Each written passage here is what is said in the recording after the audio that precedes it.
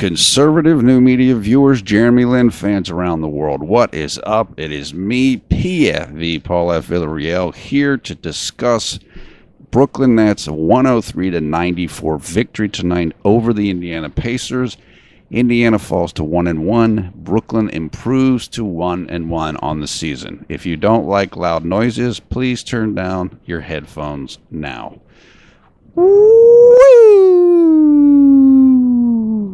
Someone asked in the other video, what's the woo? That's the woo right there. The woo signifies that a team with JLin has won the game, and that's when we woo. What happened in this game was the first quarter, Indiana outscored the Nets by 7 points. And you started thinking, oh, man, maybe the Nets aren't that good, and it's going to be a long year, and we're only going to win 20 games, and so forth. And then the Nets took the lead at halftime. They came back strong in the second quarter. Third quarter, the Nets had no energy. That's been an issue for them in both of the games so far this year, and they're going to have to work on that. That's a common issue for a lot of NBA teams, and they're just going to have to work on it. Somebody's calling me, and they're going to have to wait because the video is not going to wait. Then, in the fourth quarter, they just found their energy and they found their groove, did the Nets, and they walloped the Pacers. And I'll tell you, give a tremendous amount of credit to Brooklyn's bench, because the bench really got it done in this game. And look, they've been strong the first two games. They're the ones that did the comeback in Boston, and they're the ones that got a lot of accomplished in this game tonight, particularly Sean Kilpatrick. 18 points off the bench. Fantastic, but the truth is they all played well. Gravis Vasquez hit a huge three-pointer coming down the stretch of this game, and the team is starting to come together. It's like I said, we hope that they could build from the comeback in Boston, and clearly they did that, and the bench did that. So the bench is gaining confidence, and that was one of the keys that we looked at before the season began. Could this bench, which is kind of outgunned athletically in most nights against their opponents, can they be confident and can they be effective? And tonight they very much proved that they can do that, as they outscored Indiana's bench something like 41-25. So that is really a good sign. Look, we've had two games, two of the best teams in the East, stood tall, 1-1, could have won both of them, came back from that huge deficit against Boston in Boston. What we're seeing now is a new Nets culture. This is a culture of winning and competing and grit.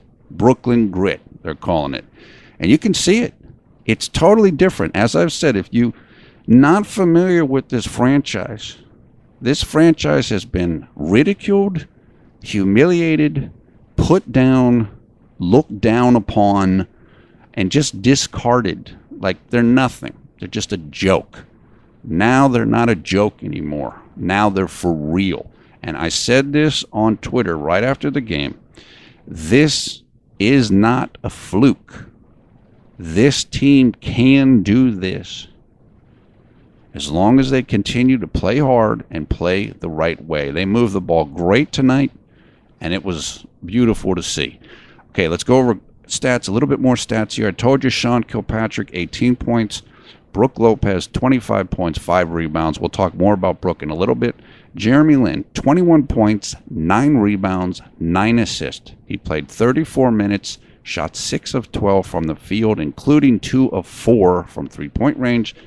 7 of 8 from the free throw line, 1 block, 2 turnovers, 1 personal foul, and his plus-minus was a +0. So 9 assists, 2 turnovers. That's better than 4-1. That's phenomenal. Shot 50% from the field, including 50% from three-point range. Look, I mean, this is a better version of Linsanity in a lot of ways. He dominated in this game, and he controlled the game down the stretch. And he played more minutes. I don't think anybody else on the Nets played even 30 minutes. Jeremy played 34, and that's because Coach Atkinson knows he needed Jeremy in there to guide things. And that's what Jeremy did. And he just looks incredible right now. And he looks comfortable. And as I said, his PER coming into this game, so just obviously it was only one game, but it's going to go up after tonight, was like 20.4. During Linsanity, it was 19.9. He's playing better than that level now. And I'll talk a little bit more about that in a second. So I mentioned Brook. Tonight, Brook was in the flow. And I was really scared after that first game that he wasn't going to be able to find a flow in this offense. But tonight, they got him the ball more close to the basket. Jeremy did a good job of doing that. After the first game, Jeremy said, I need to get him the ball more. That happened tonight, and Brook came through. Look, Brook's an all-star. He's a former all-star. If you get him the ball 5-7 feet away from the basket, he's going to score. He is gigantic. It's like 260, 270 pounds. He's just bigger than everybody, and he's skilled. Indiana has a very big front line. They're big in there. Miles Turner, I mean, they have some size, but Brook was able to do what he needed to do. He scored the ball, and as bad as he looked in the first game, he looked that good tonight. So having him as part of the offense is critical.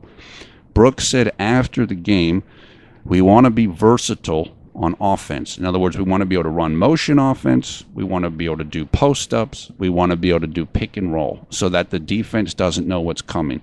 And they did that tonight. They ran a good amount of pick and roll with Jeremy, at least some. They posted Brook up, and they ran motion offense. Somebody asked me if I could make a video about motion offense. And I don't know if I'm going to have a chance to be able to do that, but it's just basically they stay in motion, as you would expect from the term, and it's kind of a free-flowing thing. It's not a set thing where you come down and do the same movement each time. It's more of kind of you read the defense, you react to the defense, you go to an open spot, and so forth. It's a little more complicated than that, but that's the basic concept. So it's undefined to put it in a certain way, okay? Rather than these other things are, Brook goes down to low post, he goes on the left side of the basket, a guard comes across to free up space for Brook, and they pass the ball to Brook, and that's the same kind of way that you do it every single time. Well, motion offense doesn't like that, okay? It's just, I really, again, I'm just so happy with how the bench played in this game. I just can't overstate it. And Randy Foye didn't play in this game, which I imagine he's going to start, and either Boyan or Hollis Jefferson's going to come off the bench. I would imagine Boyan's going to come off the bench, but that's another thing. So when Randy Foye starts, you have even more strength on your bench, because Boyan can score and he can shoot. I mean, he had a nice Olympics this last summer. Obviously, he's a deadly shooter, and he was getting some open looks tonight.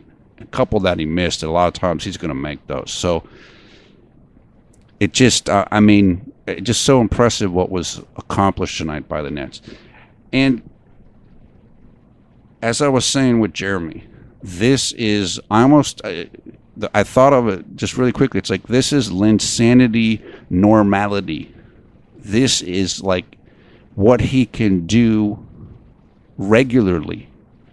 Now that he's playing comfortably, now that his skill set has really improved to this level. I mean, his shot looks great. His ball handling was excellent tonight. His decision making was good tonight. And one of the two turnovers he had was a pretty good pass to Joe Harris. And Joe Harris couldn't handle it underneath the basket. So, I mean, Jeremy's making great decisions. He's playing calm, like he's playing slow. You saw him a couple times, once or twice, kind of, hey, put his hand up like, slow down, slow down. And he's doing that for the team, whereas that's been an issue for him individually in the past. Now, not only is he playing smart, he's guiding the team to do it also, and it's working. I'm just impressed. I can't believe that this team is playing this well, this quickly. Remember, this is tons of new players on the team, a new coach, a new system. What you can see with the guys is they like each other. They like playing together. They play hard. Nobody's a diva. They're playing as a team. They're playing as a unit. And this is really going to help them winning this game going forward. This is going to give them, Brooks said it after the game, this is validation of all the hard work.